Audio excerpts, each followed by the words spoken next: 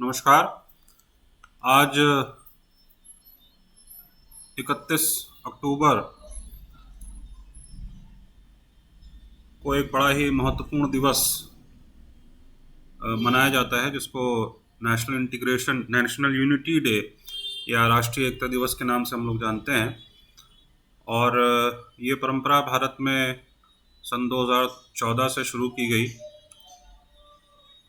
और इसके मूल में जो उद्देश्य है इसका वो कहा जा सकता है कि भारत में इतनी विभिन्नताओं के होने के बाद भी इतनी सामाजिक दृष्टि से, सांस्कृतिक दृष्टि से, धार्मिक दृष्टि से जो इतनी विभिन्नताएं हैं, इतनी विविधताएं हैं, उसके होने के बाद भी भारत एक राष्ट्र है। इसको रीअफर्म करने के लिए इस भाव को और भारत की एकता और अखंडता के प्रति एक बार फिर से जागृत होने के लिए, समर्पित होने के लिए, संगठित होने के लिए एक दिवस के रूप में इसको चुना गया।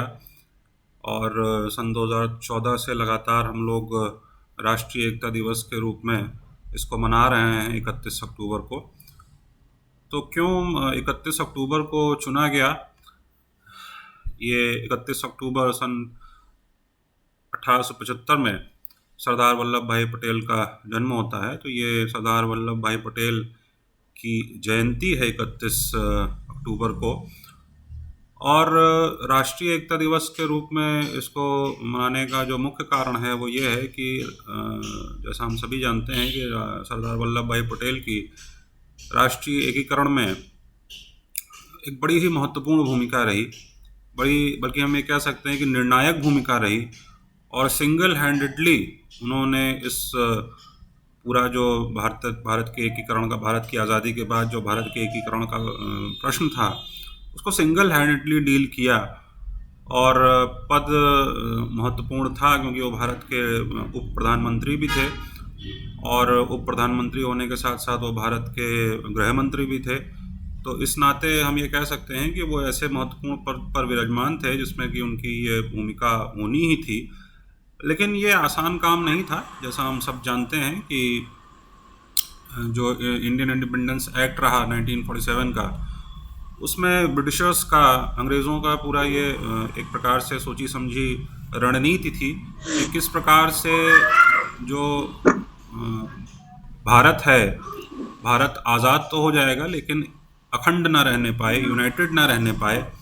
इसको ध्यान में रखते हुए अंग्रेज़ों का एक प्रयास था। पहले तो जो मांग हो रही थी, भारत का पार्टीशन हुआ भारत और पाकिस्तान के रूप में, और उसके बाद जो स्थिति भारत की थी उस समय, वो एक राजनीतिक दृष्टि से एक बड़ी विशिष्ट स्थिति भारत की थी, क्योंकि भारत जो है वो अलग अलग प्रकार के हिस्सों में बटा हुआ था।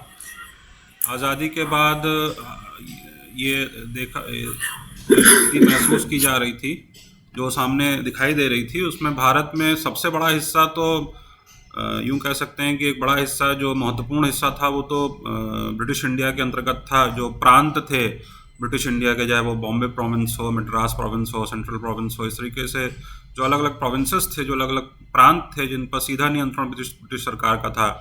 तो ये तो स्पष्ट हो गया था कि आज़ादी के भारत जो वो प्रांत जो हैं वो भारत का हिस्सा बनेंगे। लेकिन एक बड़ा महत्वपूर्ण प्रश्न था, वो भारत में जो प्रिंसली स्टेट्स थे, जो रियासतें थीं, उन रियासतों को लेकर के था। क्योंकि 1947 के जो स्वतंत्रता अधिनियम था, उसमें जो प्रावधान किया था ब्रिटिशर्स ने, उसमें यह कहा गया था कि जो प्रिंसली स्टेट्स हैं, जो रियासतें हैं, उनके पास 3 ऑप्शंस थे।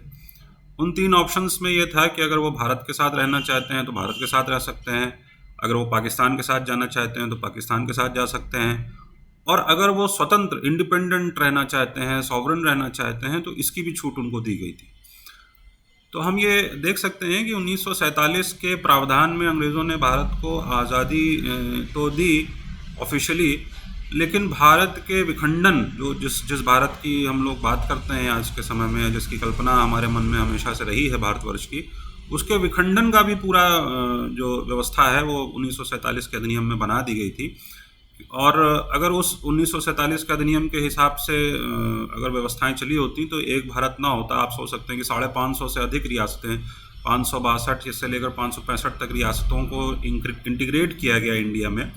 तो अगर ये रियासतें, जो ऑप्शन उनको दिया गया था कि वो भारत के साथ रहना चाहें तो भारत के साथ रहें, पाकिस्तान के साथ जाना चाहें तो पाकिस्तान के साथ जाएं, और इंडिपेंडेंट रहना चाहें तो इंडिपेंडेंट रहें, तो एक बिखरा हुआ भारत हमको मिलता। एक भारत जो जिस राष्ट्र के रूप में आज हम लोग देखते हैं उसकी कल्पना भी नहीं की जा सकती थी ऐसी स्थिति में। तो ये एक मेजर कंट्रीब्यूशन, यूं कहा जाए तो सबसे महत्वपूर्ण कंट्रीब्यूशन सरदार वल्लभ भाई पटेल का रहा इंटीग्रेशन ऑफ इंडिया में। राष्ट्रीय एकीकरण में उनकी बड़ी महत्वपूर्ण भूमिका रही। और जो नीति के चार स्वरूप स्वीकार किए गए हैं, साम दाम दंड भेद, उन समस्त भेदों को स्वीकार करते हुए, उनका प्रयोग करते हुए उन्होंने ये सुनिश्चित किया कि जितने भी प्रिंसली स्टेट्स जो भारत की सीमा के अंतर्गत आ रहे थे, जो भी रियासतें थीं जो भारत की सीमा के अंतर्गत आ रही थी, उन सबको भारत में इंटीग्रेट किया जाए, उनको सबको भारत में समाहित किया जाए। इसके लिए उन्होंने नीतिगत प्रयोग किया। और उनकी ये सफल कूटनीति का परिणाम था कि बहुत बड़ी संख्या में, ये यूँ कहा जाए कि अधिकतर जो प्रिंसली स्टेट्स थे, जो रियासतें थीं, वो भारत के साथ उन्होंने सम्मिलित होने का प्रस्ताव स्वीकार भी कर लिया। लेकिन उसमें से हम जानते हैं कि 3 जो एरियाज़ थे उनको लेकर के काफ़ी विवाद चला। जूनागढ़ का विवाद, और फिर हैदराबाद का, और कश्मीर का। तो कश्मीर इशू तो आज तक भी अनरिजॉल्व्ड है, उसके पीछे और भी कारण रहे। लेकिन जूनागढ़ और हैदराबाद की स्थिति बड़ी विचित्र थी, क्योंकि दोनों ही हैदराबाद तो दक्षिण भारत में है, और वो ये जूनागढ़ भी जो है वो भारत की सीमा के काफ़ी अंतर आता है। तो इन दोनों के द्वारा जो इंडिपेंडेंट स्टैंड लिया गया और पाकिस्तान के जाने की बात कही गई, और हैदराबाद के निज़ाम ने इसे इंडिपेंडेंट रहने की भी बात कही, तो इसको पूरी तरीके से विफल करते हुए और अपनी राजनीतिक जो सक्रियता है और अपना जो कूटनीति है उसका प्रयोग करते हुए बाकायदा सेनाओं का प्रयोग किया गया, और सेनाओं को भेज करके इन दोनों क्षेत्रों पर जो है भारत के नियंत्रण को स्थापित किया गया। और इन सब में, क्योंकि जैसा पहले बताया कि भारत के उप प्रधानमंत्री भी थे सरदार पटेल, और होम मिनिस्टर भी थे, और हम लोग ये जानते हैं कि एक जो वैचारिक विवाद है वो प्रधानमंत्री नेहरू और सरदार वल्लभ भाई पटेल के बीच में रहा भी। लेकिन इसके बाद भी नेशनल इंटीग्रेशन में जो उनकी भूमिका रही, राष्ट्रीय एकीकरण में जो उनकी भूमिका रही, निर्णायक भूमिका रही, उसको सेलिब्रेट करने के लिए, और दूसरी चीज़, इस चीज़ को बार बार याद रखने के लिए सन 2014 में जब नरेंद्र मोदी की सरकार बनी, तो ये प्रस्ताव रखा गया, और ये शुरुआत हुई कि इस दिवस को 31 अक्टूबर को राष्ट्रीय एकता दिवस के रूप में मनाया जाए, और अलग अलग कार्यक्रमों के माध्यम से शैक्षणिक संस्थानों में इस प्रकार के कार्यक्रम आयोजित किए जाएं, ओथ दिलाई जाए, शपथ दिलाई जाए राष्ट्रीय एकीकरण की।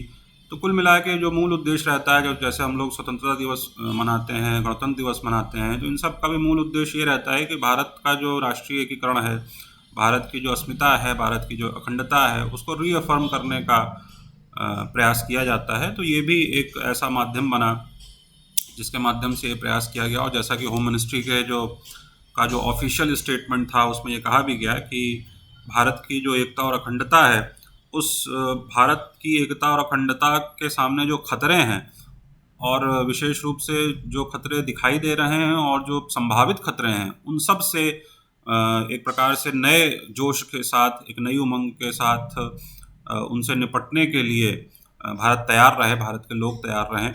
तो इसलिए इस दिवस को चुना गया, और इसलिए सरदार वल्लभ भाई पटेल का जो जन्मदिवस है उसको हम लोग स्वीकार करते हैं। लौह पुरुष की उपाधि भी सरदार पटेल को दी गई, और उनके लिए एक बात और कही जाती है कि is the Bismarck of India. अब बिस्मार्क का जब नाम आता है तो जो लोग अंतर्राष्ट्रीय इतिहास के बारे में जानते हैं वो ये जानते हैं कि जर्मनी के एकीकरण में कितनी बड़ी भूमिका बिस्मार्क की रही, और इसी प्रकार से सरदार वल्लभ भाई पटेल की भूमिका जो है वो भारत के एकीकरण में बड़ी महत्वपूर्ण रही, और इसलिए उनको ये उपाधि भी दी गई, बिस्मार्क ऑफ इंडिया। तो आज़ादी के पहले भी जो स्वतंत्रता संग्राम आंदोलन था उसमें भी उनकी बड़ी सक्रिय भूमिका रही। कांग्रेस के एक बड़े नेता रहे, बल्कि सबसे पॉपुलर नेता उस समय हम लोग कह सकते हैं कि सरदार वल्लभ भाई पटेल जाने जाते थे, क्योंकि उनका जो एक एडमिनिस्ट्रेटर के रूप में, एक स्टेट्समैन के रूप में जो उनकी भूमिका थी वो बड़ी महत्वपूर्ण थी। उनका एक चमत्कारिक उनकी जो पर्सनालिटी थी उसका एक बड़ा प्रभाव था, और शायद इसी के चलते वो इतना बड़ा जो कार्य है वो करने में सक्षम रहे। तो ये उनका एक ग्रेटेस्ट कंट्रीब्यूशन हम लोग कह सकते हैं, और इसकी वजह इसको 2018 में, जैसा कि हम लोग जानते हैं कि स्टैच्यू ऑफ यूनिटी का भी प्रधानमंत्री नरेंद्र मोदी ने उद्घाटन किया उसका। और जो गुजरात का वडोदरा ज़िला है, उस वडोदरा ज़िला में सरदार सरोवर डैम के पास विश्व की सबसे ऊंची प्रतिमा statue of unity Sardar Vallabh भाई पटेल की एक प्रतिमा का अनावरण किया गया, और ये बताने का प्रयास किया गया कि किस तरीके से उनकी महत्वपूर्ण भूमिका भारत के एकीकरण में रही। तो उनके उनका जो योगदान है उसको सन 1991 में जब उनको भारत रत्न की उपाधि से भूषित किया गया, और फिर सन 2014 से जब से उनके जन्मदिवस को राष्ट्रीय एकता दिवस के रूप में मनाया जा रहा है, और 2018 में स्टैच्यू ऑफ यूनिटी विश्व की सबसे ऊंची स्टैच्यू के रूप में का जो अनावरण किया गया उसके रूप में, तो एक बड़ा कंट्रीब्यूशन क्योंकि उनका रहा है भारत के एकीकरण में, इसलिए इन सब माध्यमों से उनको इस शोभित करने का प्रयास किया गया, अलंकरणों के माध्यम से भी, उपाधियों के माध्यम से भी, और उनके जन्मदिवस को राष्ट्रीय एकता दिवस के रूप में मना करके भी, और फिर विश्व की सबसे ऊंची स्टैचू क्रिएट करके उनकी इन सब माध्यमों से उनके कंट्रीब्यूशन को हम लोग याद करते हैं। तो इस प्रकार के जो दिवस होते हैं, चाहे वो जयंतियाँ हों, जैसे हम लोग गांधी जयंती भी मनाते हैं तो गांधी जी के कंट्रीब्यूशन को हम लोग स्वीकार करते हैं, और इसी तरीके से सरदार वल्लभ भाई पटेल की भी जयंती को राष्ट्रीय एकता दिवस के रूप में हम लोग मनाते हैं, तो उनके कंट्रीब्यूशन को हम स्वीकार करते हैं। तो ऐसे महापुरुषों को याद करने का ये दिवस होता है, उनके योगदान को याद करने का दिवस होता है, उन्होंने जो बलिदान दिया है उसको याद करने का दिवस होता है। और इन दिवसों में एक नवीन प्रेरणा मिलती है कि हमको इन्हीं आदर्शों पे, जिन आदर्शों पे ये लोग जिए हैं, चले हैं, उन्हीं आदर्शों को अपने जीवन में कहीं ना कहीं धारण करना चाहिए और उसको स्वीकार करना चाहिए। तो ये एक पूरी भूमिका जो बनी और इसको एक औपचारिक रूप जो दिया गया, इसके पीछे ये सारे कारण हम लोग कह सकते हैं। और इस साल सन 2020 में जो राष्ट्रीय एकता दिवस सरकारी रूप से मनाया जा रहा है, तो भारत के प्रधानमंत्री आज वडोदरा में ही हैं, और स्टैचू ऑफ यूनिटी के पास उन्होंने कई सारे कार्यक्रम किए। वहाँ पर एक जूलॉजिकल पार्क, जिसको जंगल सफारी के नाम से जाना जा रहा है, उसका उद्घाटन किया, और एक बड़े क्षेत्र में जो करीब 20,000 एकड़ 20,000 के जो क्षेत्रफल है उसमें फैला हुआ ये पूरा परिसर है, इसके अंदर विभिन्न चीज़ें व्यवस्थित की जा रही हैं। उसमें से जूलॉजिकल पार्क उसमें एक नई उपलब्धि है जिसका शुभारंभ आज किया गया।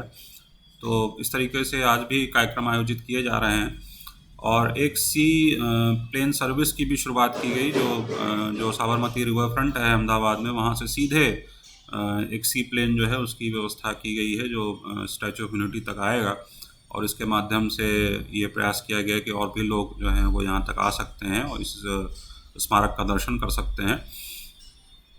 और एक आज के समय में हम लोग एक और बड़ा डेवलपमेंट देख रहे हैं अंतर्राष्ट्रीय स्तर पर। उसमें भी आज का जो स्टेटमेंट है प्रधानमंत्री नरेंद्र मोदी का बड़ा महत्वपूर्ण है। हम लोग फ्रांस की स्थिति जान रहे हैं। फ्रांस में काफ़ी एक सिविल वॉर की स्थिति उत्पन्न हो रही है, और इसमें जो वहाँ के प्रेसिडेंट हैं मैक्रोन, उनकी एक बड़ी सख्त भूमिका दिखाई दे रही है, और भारत ने भी औपचारिक रूप से उनका समर्थन किया है। तो भारत का हमेशा से ये कहना रहा है कि जो आतंकवाद है, वो आतंकवाद एक बहुत ही विकट समस्या है, बहुत बड़ी समस्या है, और जब तक ये इशू कश्मीर तक केंद्रित रहा और भारत ने अलग अलग मंचों से, अंतर्राष्ट्रीय मंचों से अपनी बात कहने का प्रयास किया, तब भारत को बहुत सीरियसली नहीं लिया गया, और इस मुद्दे को भी, टेररिज्म को, आतंकवाद के मुद्दे को बहुत सीरियसली नहीं लिया गया। लेकिन सन 2001 में जब 9/11 की घटना हुई, जब न्यूयॉर्क में दोनों टावर्स को ध्वस्त किया गया, उसके बाद से ये एक अंतर्राष्ट्रीय मुद्दा बन गया, एक अंतर्राष्ट्रीय इशू बन गया, ग्लोबल इशू बन गया टेररिज्म।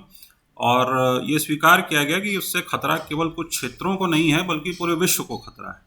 तो एक ग्लोबल इशू, एक ग्लोबल क्राइसिस के रूप में टेररिज्म को देखा जाने लगा।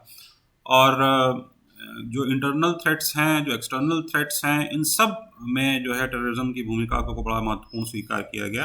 क्योंकि अब ये भी स्वीकार किया जा रहा है, ये भी इस प्रकार की बातें भी सामने आ रही हैं कि जो इस प्रकार के टेररिस्ट ऑर्गेनाइजेशंस हैं वो न्यूक्लियर वॉरहेड्स को जो है अपने नियंत्रण में लेने का प्रयास कर रहे हैं।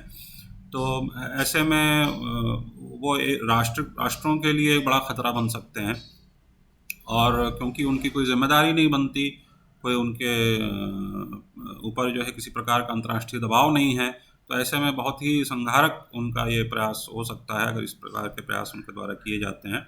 तो इन सब चीज़ों की आशंकाएं हमेशा से जताई जाती रही हैं, और ख़ास तौर से फ्रांस के इशू को लेकर के आज के समय में जो अंतर्राष्ट्रीय राजनीति गरमाई हुई है, उसमें यह है कि एक सख्त रवैया जो है वो आतंकवाद के खिलाफ अपनाया जाना चाहिए।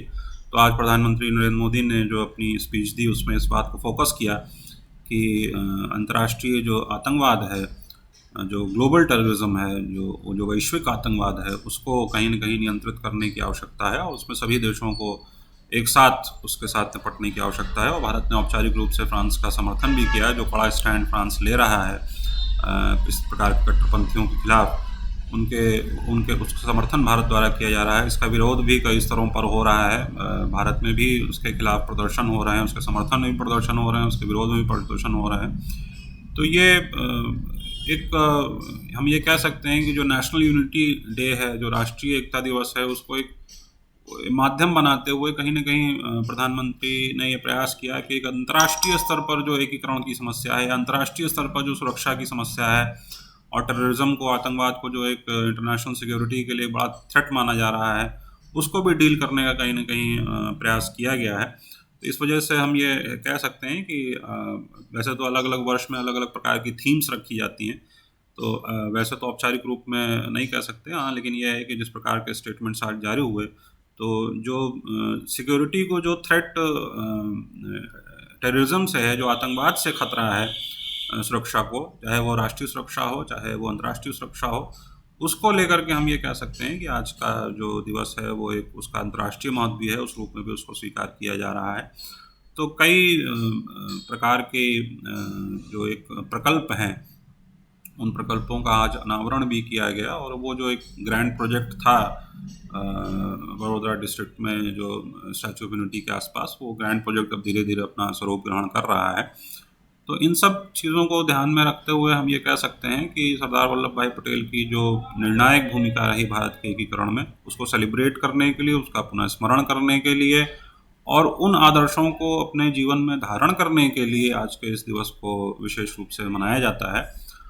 और इसमें सबसे अपेक्षा की गई है, विशेष रूप से शिक्षण संस्थानों से अपेक्षा की गई है कि वो इस प्रकार के कार्यक्रम आयोजित कराएं। जब हम लोग को याद है, जब ऑफलाइन मोड में रन फॉर यूनिटी भी कराई गई थी, एक रन फॉर यूनिटी अलग से उसको नाम ही दिया गया था कि एकता के लिए दौड़ होगी, फिर शपथ भी दिलाई गई थी राष्ट्रीय एकता को लेकर के। तो ये सारे कार्यक्रम विभिन्न वर्षों में, पिछले वर्षों में होते चले आए हैं, और आज के समय में क्योंकि हम इन लोग एक क्राइसिस से गुजर रहे हैं, और आज का दिवस जो है वो हॉलिडे के रूप में भी है महाविद्यालय में, इसलिए इसको एक ऑनलाइन माध्यम से इसको संचालित करने का प्रयास किया गया, और ताकि किसी न किसी प्रकार से जो एक क्रम है, एक जो बड़ा महत्वपूर्ण मुद्दा है राष्ट्रीय एकीकरण का, और उसको लेकर के जो जागरूकता है, जो गंभीरता है, उस क्रम को भंग ना होने दिया जाए। इसके लिए आज इस वेब संगोष्ठी के माध्यम से इसका आयोजन किया गया।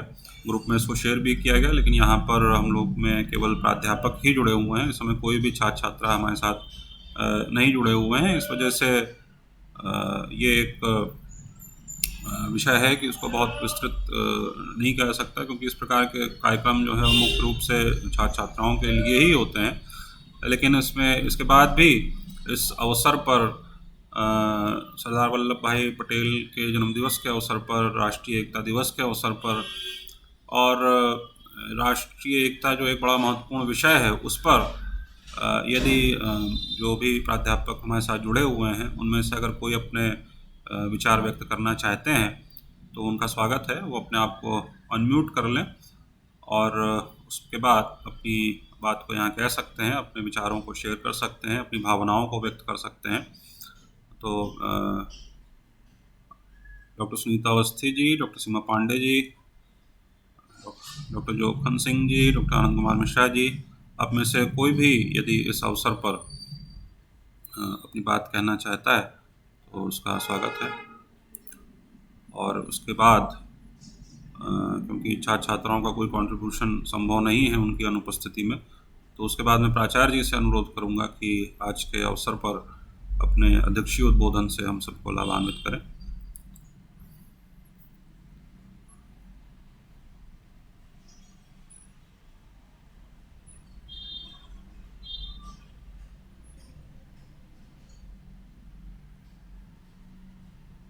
मैं प्राचार्य जी से अनुरोध करूंगा कि आज के इस अवसर पर वो सरदार वल्लभ भाई पटेल की जन्मदिवस के अवसर पर, जयंती के अवसर पर।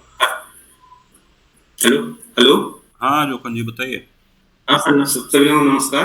नमस्कार सर, जो है मैं कहना चाहता हूँ जो है कि जैसा कि सर्वविदित है कि सरदार पटेल जी ने जो है 565 रियासतों को जो है भारत में विलय करने के संदर्भ में बहुत मतलब अपना अमूल्य योगदान दिया। भारत के सभी रियासतों को अपने देश में मिलाने हेतु जो है, और अधिकतर आप भी जानते हैं कि जो है स्वेच्छा से ही भारत में सरकार की नीतियों के कारण या दबाव के कारण या सैन्य बल के कारण जो है 562 रियासतें लमसम जो है इसमें विलय कर ली गई। और 3 रियासतें मुख्य रूप से जो है थी जो है हेलो हाँ सुनाई दे रही 3 है। रियासतें मुख्य रूप से थी जूनागढ़, जम्मू कश्मीर और हैदराबाद। तो जूनागढ़ की जो रियासत थी जो है, और वहाँ की गवर्नमेंट ने जो है सरकार के दबाव के कारण, सरकार के सैन्य के डर के मारे जो है मतलब अपना आत्मसमर्पण कर दिया जो है। रहा मैटर जो है जम्मू कश्मीर का और जो है जूनागढ़ का, सॉरी हैदराबाद का। हैदराबाद रियासत जो है बहुत बड़ी रियासत थी जो है, लगभग जो 80,000 82,000 वर्ग किलोमीटर क्षेत्रफल था जिसका 1,60,00,000 जनसंख्या लमसम थी इसकी जो है। और मैं कहना चाहता हूँ कि दोनों रियासतें जम्मू कश्मीर और जो है हैदराबाद, इन रियासतों को जो है मिलाने में जो है भारत सरकार का बहुत अमूल्य योगदान रहा जो है, उसमें पटेल जी का अमूल्य योगदान रहा जो है। तो हम ये जानना बस चाहते हैं जो है कि जैसे जम्मू कश्मीर के संदर्भ में भी पटेल जी जो है गृह मंत्री थे, प्रधानमंत्री थे, और जो है हैदराबाद के भी संदर्भ में जो है थे गृह मंत्री थे जो है। तो दोनों घटनाओं को अलग करके क्यों देखा जाता है?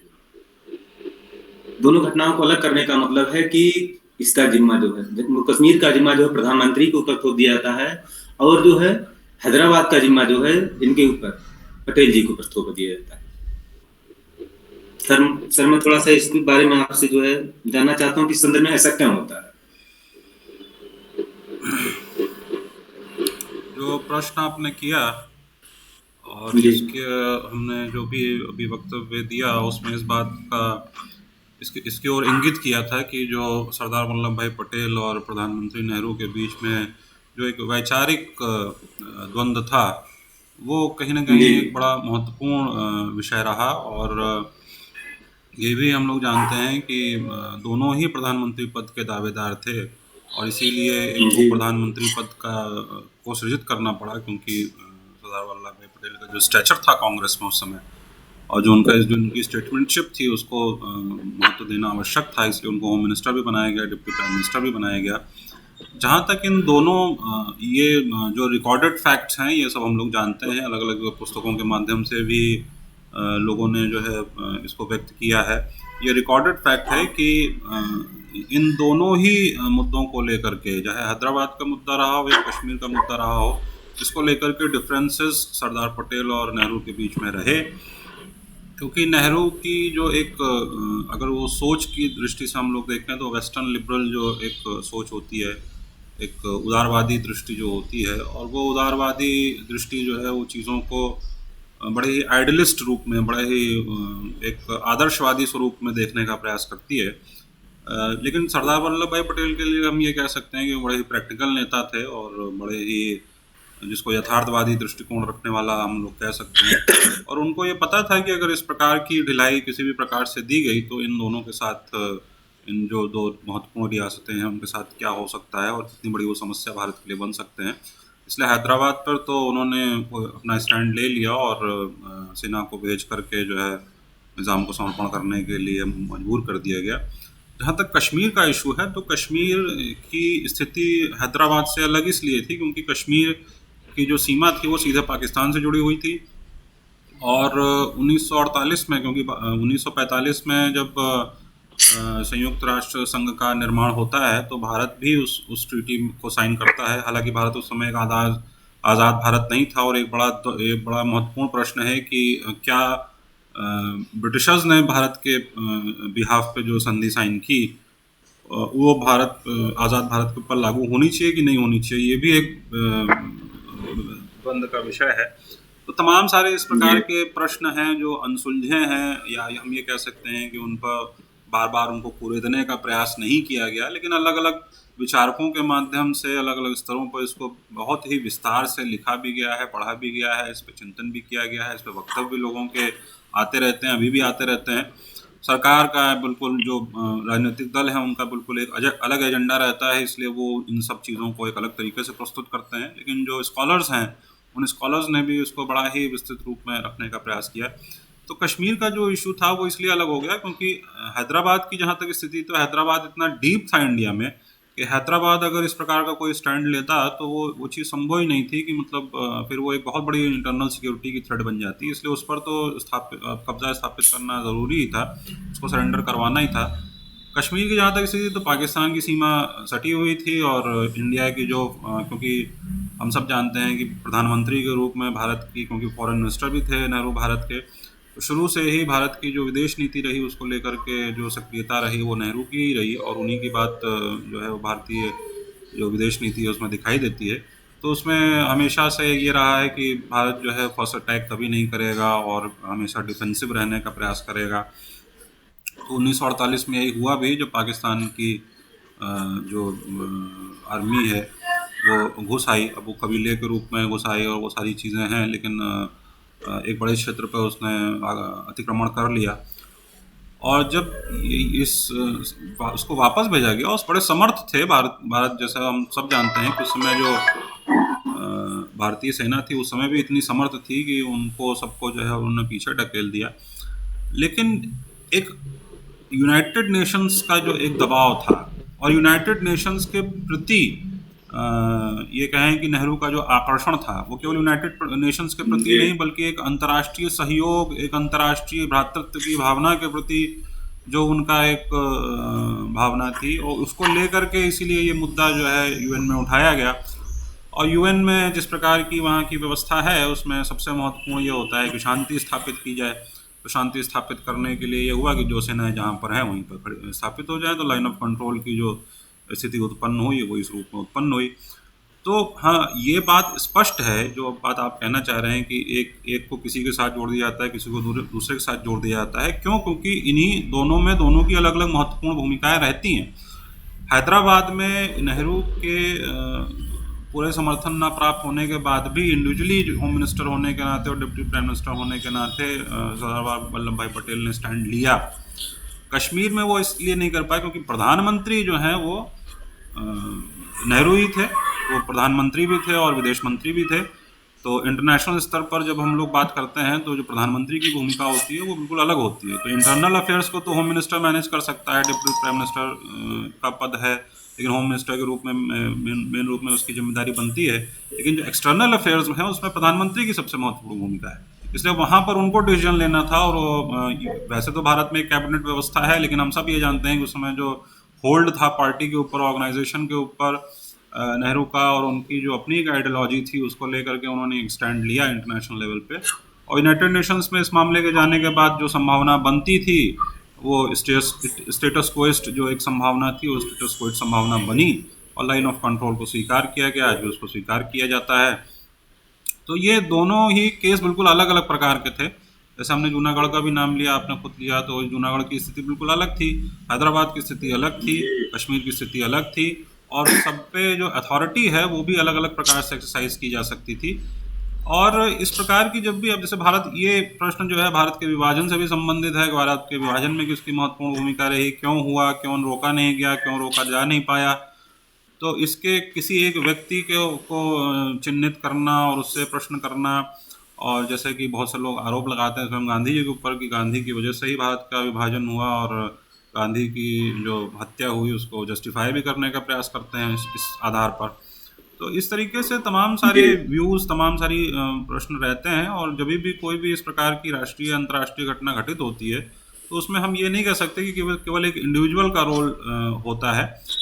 ये जरूर कह सकते हैं कि किसी न किसी एक व्यक्ति का रोल उसमें महत्वपूर्ण होता है। जो डिसीजन मेकर्स है, जो नीति का निर्माण जिसको करना है या जिसको निर्णय लेना है, उसकी भूमिका महत्वपूर्ण होती है।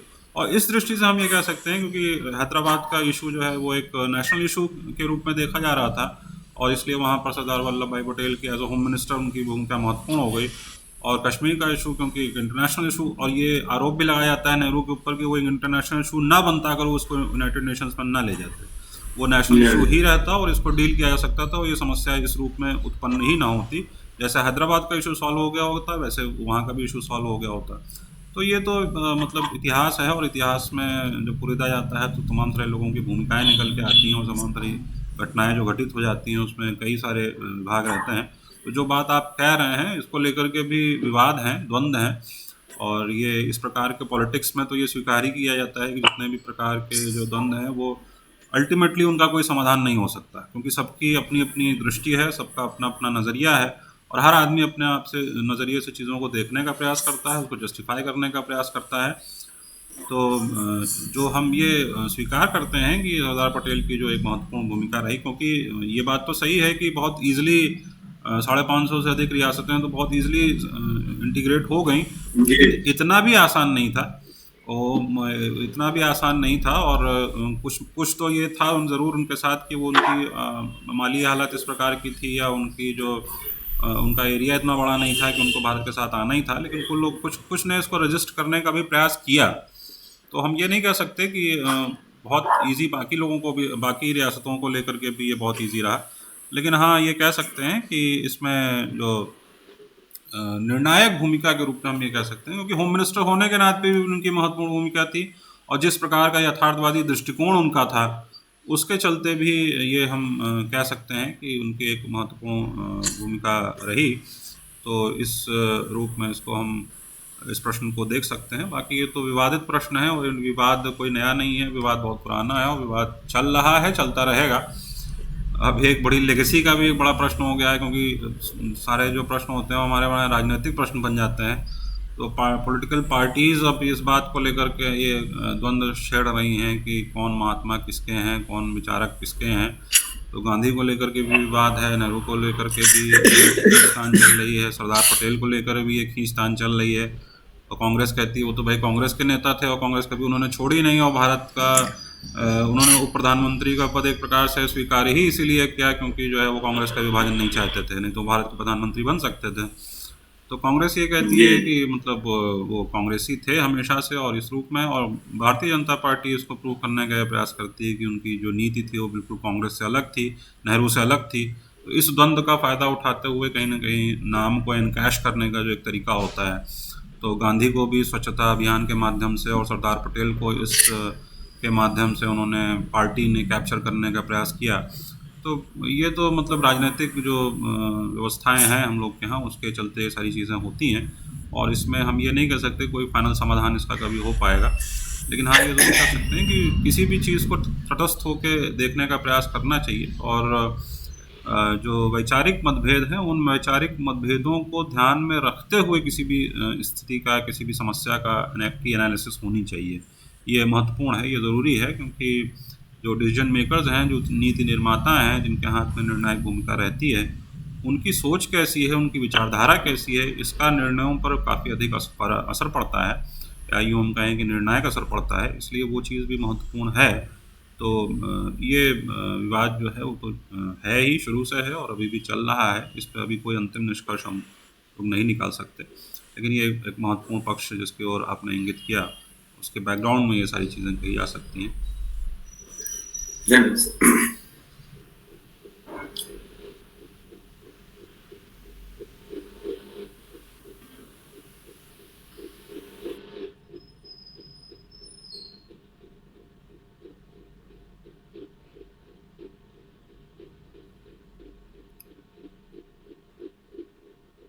शिवा मैडम, आपका माइक अनम्यूट है, आप कुछ कहना चाहती हैं? समय सीमा हो तो वो कुछ बोले, आपने तो सब बता ही दिया। अगर बता समय दिया, हो तो लेकिन अभी 10-15 मिनट का समय है, 15 मिनट का, तो आप कुछ कहना चाहें तो कह सकती हैं।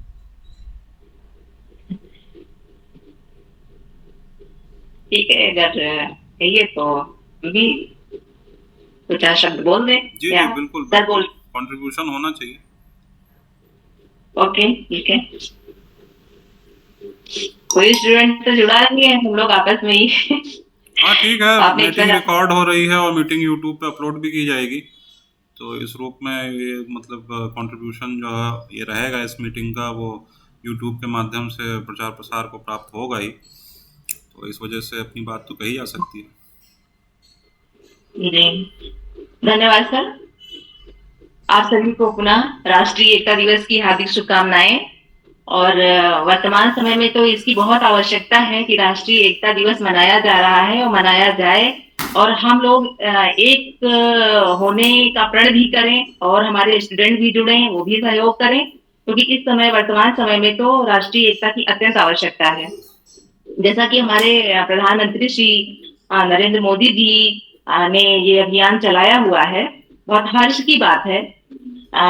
और इसकी शुरुआत भारत सरकार द्वारा सन 2014 में सरदार वल्लभ भाई पटेल जी की जयंती मनाने की शुरुआत की गई थी, जिसे हम राष्ट्रीय एकता दिवस यानी कि नेशनल यूनिटी डे के रूप में मनाते हैं। इसे हम हर साल 21 अक्टूबर को मनाते हैं। सरदार पटेल जी स्वतंत्र भारत के पहले उप मंत्री और उप उप प्रधानमंत्री और गृह मंत्री थे। इन्होंने राष्ट्र को एकजुट करने का प्रयास किया था। सन 2019 में प्रधानमंत्री मोदी जी ने स्टेच्यू ऑफ यूनिटी पर राष्ट्रीय एकता की शपथ सभी भारतवासियों को दिलाई थी। आज पटेल जी की 145वीं जयंती मनाई जा रही है। आज के दिन पटेल जी का जन्म सन 1875 में गुजरात के नाडियाड जिले में हुआ था। 22 साल की उम्र में आपने 10वीं की परीक्षा पास की थी और 36 वर्ष की आयु में वकालत करने इंग्लैंड चले गए थे। सन 1913 में सरदार पटेल जी भारत लौट कर आए और सन 1928 में बारडोली सत्याग्रह का सफल नेतृत्व किया, जिसके कारण वहां की महिलाओं ने आपको सरदार कहना शुरू किया, और तभी से हम लोग सरदार वल्लभ भाई पटेल को सरदार कहने लगे।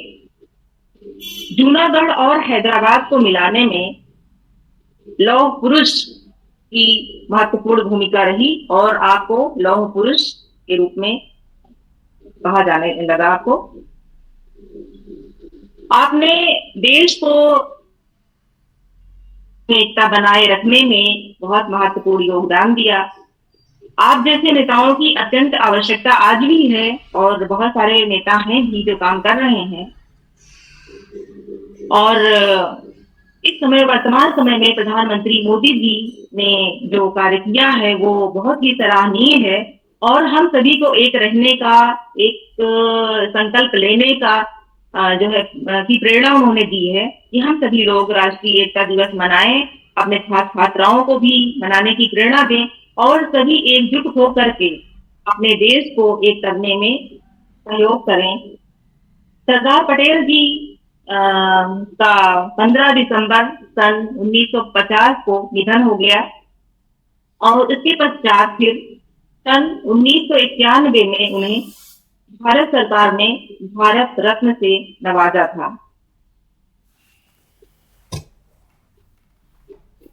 और मैं अपनी बात को समाप्त करती हूँ। धन्यवाद। धन्यवाद सीमा मैडम। अब मैं प्राचार्य जी से अनुरोध करूंगा कि आज के इस वेब संगोष्ठी में अपने अध्यक्षीय उद्बोधन के माध्यम से हम सबका मार्गदर्शन करें। प्राचार्य जी।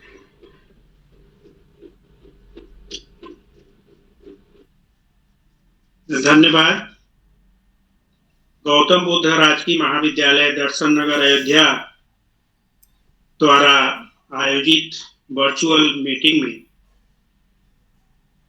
सरदार वल्लभ भाई पटेल के जन्मदिन के रूप में मनाए जा रहे राष्ट्रीय एकता दिवस के अवसर पर मैं सभी प्राध्यापक विद्वान साथियों का हार्दिक स्वागत करता हूं, अभिनंदन करता हूं। मैं जो छात्र जुड़े थे या जुड़ नहीं पाए उन सभी को भी इस अवसर पर अपनी शुभकामनाएं प्रेषित करता हूं। जैसा कि आप सभी को विदित है, आज सरदार वल्लभ भाई पटेल का जन्मदिन है और इसको हम राष्ट्रीय एकता दिवस के रूप में मनाते हैं।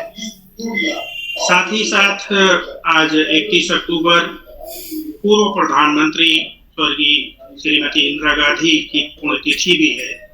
मैं उनको भी श्रद्धांजलि अर्पित करता हूं और नमन करता हूं।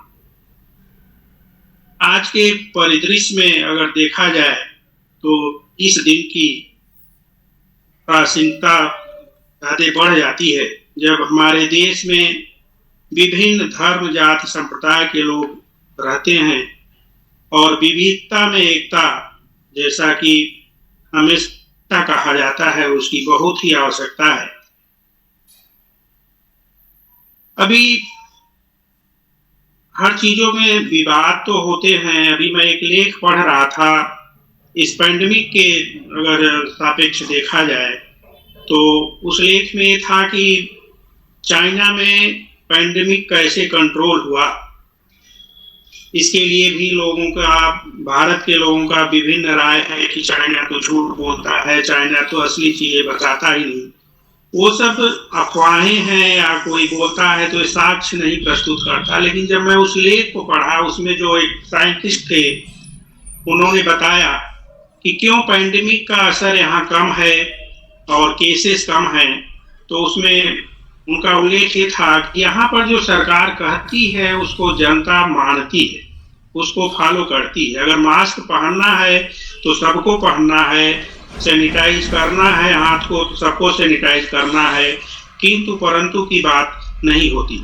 ऐसा हम अपने देश में नहीं देख रहे हैं। अगर सरकार कहती है कि आप इस पैंडेमिक से बचना है तो ये कार्य करने हैं, तो उसको अन्य रूप से, पॉलिटिकल रूप से या अन्य रूप से लिया जाता है और उसके बारे में हम उतना अनुपालन नहीं करते जिस तरह से करना चाहिए। तब पर भी बहुत अधिकांश जनसंख्या भारत की ऐसा पालन कर रही है। हम विश्वास करते हैं कि आने वाले दिनों में भी हम लोग जो सरकार के द्वारा निर्देश होंगे उसका अनुपालन करेंगे। आज के दिन का जो मुझे बहुत अच्छा लगा कि डॉक्टर नीलय तिवारी ने विस्तृत रूप से इस विषय पर अपना लोगों को बताया और डॉक्टर जोखन सिंह द्वारा जो कुछ प्रश्न थे जो उनको लगता था कि इस पर निराकरण होना चाहिए, तो बखूबी डॉक्टर नीलय तिवारी ने भी उसका निराकरण किया और डॉक्टर सीमा पांडे ने भी अपने वक्तव्य के माध्यम से डॉक्टर सरदार वल्लभ भाई पटेल के बारे में जो जीवनी बताई वो सराहनीय है। बच्चे होते तो जरूर उसका ज्ञानार्जन करते, लेकिन फिलहाल यूट्यूब के माध्यम से जो भी छात्र छात्राएं जुड़ेंगे उससे वो ज्ञान अर्जित करेंगे। इस अवसर पर मैं, जैसे हम लोग कोई दिवस मनाते हैं तो उस दिवस के बारे में एक दिन मना करके, अगर हम 2014 के पहले की बात करें तो 2014 के पहले बहुत कम लोग राष्ट्रीय एकता दिवस के बारे में सोचते थे कि इस तरह का दिवस भी कभी मनाया जाएगा। वास्तव में जब से दिवस मनाया जाने लगा है तब से हम सभी लोग जानने लगे हैं और जैसे देश में अगर किसी भी प्रकार की आपदा आती है तो एकत्र होने का, यूनाइट होने का भी कार्य हम लोग करेंगे। ऐसा हम लोग का मानना है कि इस दिवस से हम लोग को लाभ मिलेगा और हम सबकी जिम्मेदारी भी बनती है कि हम अपने अपने क्षेत्र में जो भी इतिहास पुरुष हैं, जो भी अपने फील्ड में, अपने क्षेत्र में इस तरह के कार्य किए हैं, उनको हम दिवस के रूप में मनाएं। अवश्य मनाना चाहिए, उसको राजनीतिक रूप से नहीं जोड़ना चाहिए, ये मेरा मानना है। चाहे जिस भी राजनीति, धर्म या संप्रदाय से वो अपना बिलोंग करते हों, हमें इस तरह से नहीं देखना चाहिए। उनके कर्मों के आधार पर, उनके जो कार्य किए हुए हैं किसी भी क्षेत्र में, वो देश के हित में है, उसको मेरी जिम्मेदारी बनती है कि आने वाली पीढ़ी को उस क्रिया से हमें अवगत कराना चाहिए और आने वाली पीढ़ी भविष्य की जो हमारे युवा हैं उससे एक अहम जानकारी प्राप्त करेंगे और देश के लिए एक महत्वपूर्ण कार्य करेंगे, ये मेरा मानना है। मैं विशेष रूप से इस महाविद्यालय परिवार का आभार प्रकट करता हूँ कि एक शार्ट नोटिस पर इस कार्यक्रम को आयोजित किया गया और हम लोग उम्मीद करते हैं कि इस पैंडेमिक दौर से जल्द हम लोग उबर करके जो ऑफलाइन कार्यक्रम होते हैं महाविद्यालय में उससे जल्द हम लोग जुड़ जाए। ईश्वर से मेरी यही कामना है। बहुत बहुत धन्यवाद, शुभकामनाएं। बहुत बहुत धन्यवाद सर। और इस तरीके से हम लोग आज के कार्यक्रम की समापन पर हैं और इस कार्यक्रम में प्रतिभाग करने वाले सभी प्राध्यापकों का और विशेष रूप से प्राचार्य जी का, जिनके निर्देशन के अनुसार ये कार्यक्रम आज संभव हो पाया, सभी का बहुत बहुत धन्यवाद। नमस्कार।